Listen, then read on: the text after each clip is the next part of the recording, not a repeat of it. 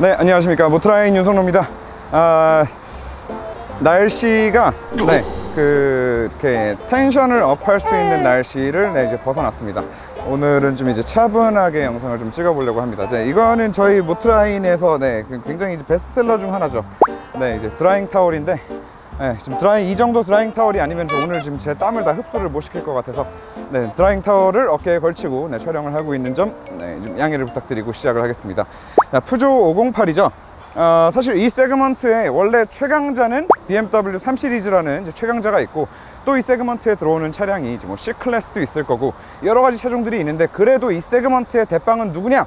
라고 했을 때 3 시리즈다 라고 말씀해 주시는 분들이 가장 압도적으로 많을 거고, 판매량만 보더라도 그렇죠. 그렇기 때문에 저희가 오늘 이 차종을 푸조 508에 대비해서 어떤 차이점이 있고, 그러면은 과연 푸조 508은 살만한 차인가에 대해서 좀 알아보려고 합니다. 자, 일단 시작하기 전에 이 영상은 다분히 컨셉을 가지고, 그리고 어그로를 지금 제가 일부러 대놓고 끌고 있다라는 점을 지금 먼저 말씀을 드리고 시작을 하도록 할게요. 가격부터 좀 먼저 말씀을 드릴 건데, 이 차량 같은 경우에 지금 출시 가격이 5,600만 원이죠. 그리고 이 차량 같은 경우에는 지금 출시 가격이 4,800만 원입니다. 자, 각각 저희 모토라인의 파트너사 세 사람을 통해서 할인 가격을 확인해 본 결과, 이 차량 같은 경우에는 지금 현재 550만 원 할인이 가능하고, 이 차량 같은 경우에 지금 300만 원 할인이 가능해요. 그래서 결과적으로 두 차량의 가격이 얼마나 차이가 나냐? 그러면 1,000만 원 차이가 납니다. 그러면 1,000만 원이나 더 저렴한 상태에서 과연 푸조 508이 320D보다 더 좋은 점이 어떤 게 있을지에 대해서 한번 알아보는 시간을 갖도록 하겠습니다. 물론 디자인을 봤을 때 누가 보더라도 지금 이 508의 존재감 없는 디자인보다는 3 시리즈가 더 이뻐 보입니다. 그건 사실이에요. 하지만 BMW 같은 경우에는 이 예쁜 얼굴을 3 시리즈, 5 시리즈, 7 시리즈, X5, X7, 1 시리즈, X4 모든 차량에 다 녹여서 그대로 계속 계승을 하고 있단 말이에요. 반대로 말하면은 이 얼굴은 굉장히 이쁨에도 불구하고 흔해 빠진 얼굴이다. 어떨 때 보면은 좀 뭔가 새로운 그런 얼굴이 더 이뻐 보이는, 이게 뭔가 하나하나 다 뜯어봤을 때는 분명히 이거 더 이쁜 것 같은데 뭔가 좀 더 매력적으로 보이는 그런 경우들도 분명히 생긴단 말이죠. 그런 관점에서 디자인은 여러분들이 알아서 판단해 주시면 될 것 같습니다. 일단 밖에서 봤을 때 외형에서 조금 사이즈가 차이가 나죠. 일단 이 차량보다 508이 전장, 일단 차의 길이가 더 깁니다. 무려 4cm가 더 길어요. 이 차량이 전장이 4cm가 더 길고, 그리고 폭 같은 경우에 3cm가 더 넓습니다. 그냥 언뜻 보기에 티가 안 나실 수도 있는데, 지금 푸조 508 같은 경우에는 약간 좀 쿠페형 세단 디자인을 지향하죠. 그래서 문짝을 열어봤을 때도 이렇게 프레임리스예요. 프레임리스고, 결과적으로 이제 전고도 3 시리즈에 비해서 1.5cm가 더 낮습니다. 외형적으로 봤을 때 분명히 이 녀석이 더 508이 3 시리즈에 비해서 조금 더 와이드해 보이고 커 보이고, 그리고 좀 더 날렵해 보인다, 그런 디자인을 갖고 있다, 수치상으로는. 하지만 눈으로 봤을 때는 일단 이 순딩순딩해 보이는 앞모습 때문에 좀 더 그 와이드해 보이고 좀 더 크고 날렵해야 되는 이 쿠페형 디자인이 앞모습 때문에 조금 깎아먹는 부분이 좀 있기는 하지만, 그 부분은 뭐 충분히 얼마든지 여러분 호불호에 따라서 아까도 말씀드렸듯이 디자인적인 부분을 참고를 하시면 될 것 같고, 이 하체의 세팅, 하체의 하부 마감, 그리고 언더커버류들, 이런 부분에 있어서 두 차량 다 뭐가 더 맞다 라고 말을 할 수 없을 정도로 훌륭합니다. 하지만 1,000만 원이나 더 저렴하기 때문에 이 차량이 굉장히 높은 수준의 그런 하부 마감 수준을 가지고 있다는 점에서 또 두 번째 표를 저는 얘한테 주고 싶어요. 이제 외부에서 또 말씀드릴 수 있는 거, 이 하체의 후륜의 서스펜션, 후륜 서스펜션의 구조를 가지고 좀 한 번 더 말씀을 드리고 싶습니다. 물론 BMW가 여러분들 모두가 다 알고 계시는 것과 같이 드라이빙 플레저, 드라이빙의 즐거움, 그렇기 때문에 BMW 3 시리즈 같은 경우에는 기본적으로 하체 세팅 같은 경우를 굉장히 많이 신경을 쓰는 차량이죠. 그러면은 508은 어떠냐? 508의 이 뒤 서스펜션을 보시면, 우리가 보통 그 스러스트 각이라고도 하고 캠핑 각이라고도 하고 여러 가지 부르는 용어들이 있는데, 서스펜션이 이 누워있는 각도, 그리고 그 서스펜션을 차체와 이어주고 있는 각종 압류들, 링크류들의 두께와 이런 재질들을 본다면 508이 많은 원가가 들어간 그런 구조의 후륜 서스펜션으로 밖에는 보이지 않는다라는 점이죠. 그 차를 좋아하시는 분들은 이제 아실 수도 있는데 KM77 닷컴이라는 무스 테스트를 굉장히 이제 똑같은 조건 하에서 모든 차종들을 다 시행하는 그런 매체가 있습니다. 그 매체의 결과를 보면 이 320D 같은 경우에는 무스 테스트를 80km 속도로 통과를 못해요.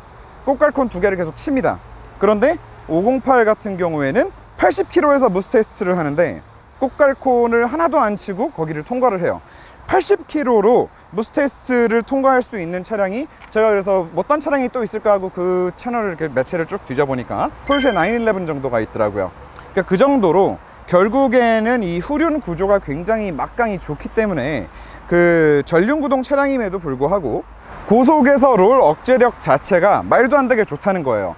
그렇게 드라이빙 플레저라고 몇십 년 동안 외쳐대는 BMW보다도 이 508이 해당 무스 테스트에서 더 좋은 결과를 얻었습니다. 네, 이런 수치적으로만 본다 하더라도 508이 참 이 하부 구조가 굉장히 신경을, 가격대에 비해서 엄청나게 많은 신경을 쓴 차라는 거를 여러분들이 알 수 있으실 거고요. 그래서 결론적으로 굉장히 황당할 수 있는 얘기지만 주행 성능이나 운동 성능에 있어서 저는 320D보다 1000만 원이나 더 저렴한 508에 또 한 표를 주고 싶다는 말씀을 드리면서, 네, 트렁크 쪽을 한번 보여드리도록 하겠습니다. 자, 트렁크를 열었습니다. 508 같은 경우에 제가 아까도 말씀드렸지만 기본적으로 스포츠 쿠페를 지향하고 스포츠백을 지향하는 디자인이다 보니까 이렇게 뒷유리까지 같이 열리는 구조죠. 그러다 보니까 아무래도 이제 딱 열었을 때 그냥 트렁크 사이즈가 굉장히 커 보이는 듯한 느낌을 굉장히 많이 받을 수 있는데 실제로 실제로 큽니다. 그 제가 방금도 말씀드렸지만 뒤에 서스펜션 구조 자체가 트러스트 각을 이만큼이나 눕혀놔 가지고 이 옆 공간 자체를, 이 휀다 휠하우스 공간 자체를 굉장히 많이 확보를 할 수 있었던 게 아닌가 싶어요. 자, 이렇게 한번 보시고 3 시리즈로 한번 넘어가 보죠. 3 시리즈 같은 경우에 아무래도 이 좌우 폭 자체가 508을 보다가 이걸 딱 보게 되면 갑자기 확 좁아집니다. 이 이유가 뭐냐, 뒤에 서스펜션 구조 자체가 서스펜션을 얘처럼 이렇게 눕혀놓은 게 아니라 위로 뻗어 있기 때문에 아무래도 휠하우스 쪽에 공간을 좀 더 많이 확보를 해야만 했을 거예요. 그러다 보니까 아무래도 3 시리즈가 이 뎁스 자체는 큰 차이가 안 나는 것 같은데 이 좌우 폭 자체가 508이 지금 더 훨씬 넓다 라는 말씀을 드린 거고, 사실 이 테일게이트가 이런 식으로 열리는 부분이 장점이 뭐가 있냐면은, 요즘에 세단들도 그 트렁크 짐 공간을 확보하기 위해서 이런 식으로 뒷좌석 시트가 지금 다 앞으로 제껴집니다. 자, 그럼 508도 한번 제껴 볼게요. 자, 지금 508까지 제꼈는데 그냥 육안상으로 보더라도 이 테일게이트가 위에까지 열린 상태에서 뒷좌석 시트가 되게 딱 접혀버리니까 정말 이게 말도 안 되는 광활한 공간이 나와버리거든요. 이 정도 급 차량을 운행하시는 분들께는 이제 뭐 패밀리카로서도 사용을 하시고, 그리고 가끔씩은 이제 큰 짐도 실어야 되고, 이런 분들한테 굉장히 큰 메리트가 되지 않을까. 그래서 그냥 트렁크 공간, 그리고 이제 짐의 화물의 적재 능력에 있어서도 저는 508에 한 표를 더 주고 가고 싶은 부분입니다. 자, 앞으로 이제 다시 넘어가 보시죠. 자, 이제 밖에서 볼 수 있는 것들 중에 트렁크까지 이제 다 보여드렸는데, 안으로 들어가기 이전에 이제 하나만 더 말씀을 드릴게요. 이 타이어 같은 경우에 BMW는 꾸준히 이게 럼플렛 타이어를 넣고 있는데, 자, 푸조 508의 패기를 한번 보시죠. 미쉐린 PS4를 넣어놨어요. 이 타이어를 이런 급을 넣어놨다는 것 자체가 사실 굉장히 이 브랜드가 가지고 있는 그 자신감을 사실 대변해 주기도 하는 거거든요. 그래서 3 시리즈 같은 경우에는 굳이 쓸데없이 운동 성능도, 무게도, 연비도, 승차감도 떨어지는 럼플렛 타이어를 넣어놨는데, 푸조 508에는 미쉐린 PS4가 들어가 있는 부분이 굉장히 좀 마음에 드는 부분이다. 우리나라에는 사실 럼플렛 타이어가 필요가 없다. 그래서 차라리 이렇게 해서 차량 가격을 더 낮추고 운동 성능을 조금이라도 더 뒷받침할 수 있는 타이어를 넣었다라고 하면은 저는 이제 508에 이 부분도 좀 더 칭찬을 해주고 싶은 부분입니다. 자, 이제 안으로 한번 들어가 보실까요? 네, 자, 이제 실내로 들어왔는데 508에 앉아서 3 시리즈랑 이제 같이 비교를 하면서 말씀을 드릴게요. 자, 이 실내에서 들리는 이 디젤 엔진의 소음, 사실 이게 굉장히 좀 거슬릴 수밖에 없는 부분이 될 텐데, 이 부분에 있어서 사실 푸조가 3 시리즈보다 조금 떨어지는 부분이긴 합니다. 저희가 지금 테스트를 한 결과 평균을 냈을 때 지금 BMW 320D 같은 경우에는 44dB이 나왔고요. 508 같은 경우에는 50dB이 나왔습니다. 물론 508이 3 시리즈보다 조금 더 시끄러운 부분이 지금 수치적으로 확인이 되었으나 어쨌든 508도 이 세그먼트에 이 정도 가격대 차량이 갖추어야 할 디젤 차량의 정숙성, 일정 부분 수치적으로 마이너스 요소이긴 하나 여러분들이 그냥 참고만 하시고 실제로 한번 시승할 때 한번 느껴보시면 좋을 것 같고요. 이제 실내에 들어왔으니까 시트에 지금 앉아 있는데 이 시트 자체에 있어서 일단 두 차량 다 좀 심각하게 좀 에러인 게 있습니다. 아무리 그래도 그렇지 그 다른 부분에서 옵션을 조금 뺀다 하더라도 통풍 시트는 정신 건강을 위해서 좀 넣어줘야 되는 게 아닌가 그렇게 생각을 합니다. 시트 자체의 착좌감도 508이 한참 앞섭니다. BMW가 그 M 시리즈나 이제 상급으로 올라가게 되면 시트가 굉장히 좀 편안한 부분이 있는데 사실 저 3 시리즈에 들어가 있는 저 기본 시트는 정말 좀 이거는 이 5천만 원이 넘는 차량에 좀 이거는 아닌가 싶을 정도로 이게 사실 좀 굉장히 좀 그 착좌감이 안 좋죠. 몸에 감기는 느낌이 일단 전혀 하나도 없고 뭐 허리를 잡아준다거나 옆구리를 허벅지를 잡아준다거나 하는 것도 전혀 없습니다. 기본적으로 두 차량이 다 어느 정도 스포츠성을 지향하는 차량이다라는 관점에 있어서는 지금 이 푸조의 시트가 훨씬 더 착좌감도 좋고 인체공학적으로 허리나 허벅지 같은 부분들을 잘 서포트를 해주는 느낌이 든다. 그리고 이제 실내 인테리어를 좀 말씀을 드려보도록 하겠습니다. 인테리어 부분에 있어서 지금 BMW 같은 경우에 저급의 HUD도 들어가 있구나 라고 좀 좋아하시는 분들이 있으실 수도 있겠으나 저는 개인적으로 푸조에서 처음 도입한 이걸 이제 헤드업 클러스터라고 부르는데 이 헤드업 클러스터가 핸들을 좀 이렇게 낮춰 안정적으로 편하게 당기고 아래로 내려서 운전을 하는 것에도 굉장히 좀 적합하게 계기판을 가리지 않도록 계기판을 굉장히 위로 이렇게 쳐 올려놨는데 이게 사실 HUD의 기능을 충분히 운전을 해보면 대체하고도 남거든요. 기본적으로 핸들을 낮춰서 이렇게 어깨 아래로 운전하는 게 지금 운전하기에 굉장히 좀 편안한 이런 포지션인데 이 포지션을 잡기에는 BMW 같은 경우에 핸들을 내리면 또 계기판을 가리고 HUD에는 모든 정보가 다 나오지는 않고 하다 보니 핸들은 핸들대로 아래서 운전할 수 있게끔 이렇게 포지션을 잡아주고 헤드업 클러스터로 굉장히 시인성 좋게 이 클러스터를 위에다가 올려놓은 이 구조 자체가 굉장히 마음에 든다 라는 부분을 말씀을 드리는 거고요. 자, 또 한 가지 좀 칭찬을 해보고 싶은 부분이 어떤 게 있냐면 그 앞자리에 ISOFIX가 걸려있는 차를 저는 사실 거의 본 적이 없는 것 같아요. 그렇기 때문에 우리나라 부모님들 같은 경우에는 이제 엄마들이 혼자 운전을 하고 다니는 부분에 있어서도 아이를 항상 뒷자리에 태우고 자꾸 운전을 하다가 이렇게 뒤를 돌아봐야 되고 좀 신경이 쓰이고 이런 부분이 있는데 508에는 지금 앞좌석에도 있다. 그렇기 때문에 아이 어머니들, 아이 또 아버지들 같은 경우에는 이 차량을 구매하시게 되면 카시트를 굉장히 안전하게 앞자리에 설치를 하고 아이를 이렇게 손으로 만지면서 얼굴을 보면서 정차 시에도 아이랑 대화를 하면서 입에 하나 뭐 넣어주기도 하고 핸드폰도 보여주기도 하면서 그렇게 아이랑 같이 쾌적한 운전을 하실 수 있다는 점, 이 부분이 또 하나의 장점이 되지 않을까 싶습니다. 패밀리 세단인 만큼 뒷자리의 착좌감은 어떤지 공간감은 어떤지에 대해서도 한번 말씀을 드리도록 하겠습니다. 뒤로 가시죠. 자, 뒷자리로 왔습니다. 저희가 지금 두 차량 모두 A필러에서 저 떨어지는 부분에서 앞좌석 시트가 끝나는 부분을 30cm로 지금 정확하게 그 과학적인 방법으로 좀 맞춰 놓고 앉았을 때 여기서부터 이제 이 엉덩이 시트 끝에서부터 요 끝까지의 거리 28cm입니다. 마찬가지로 3 시리즈도 28cm예요. 그러니까 두 차량이 다 레그룸 앞뒤 공간 자체는 비슷하다. 그리고 중요한 부분이 또 뭐냐?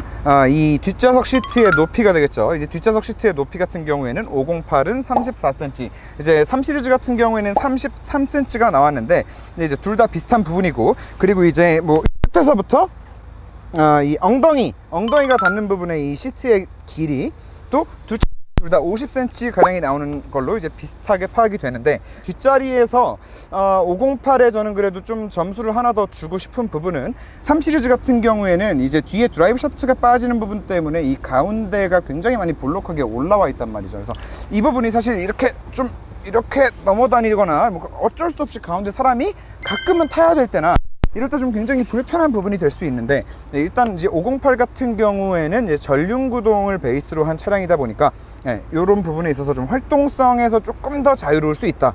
여기서 508을 구매하실 때 이제 한 가지 고려를 하셔야 되는 부분이 나오는데, 이제 그게 뭐냐면 바로 이제 이 헤드룸입니다. 제가 키가 좀 굉장히 작은데, 제가 지금 탔을 때도 여기가 지금 좀 꽉 막혀 있는 것 같은 좀 답답한 느낌이 들어요.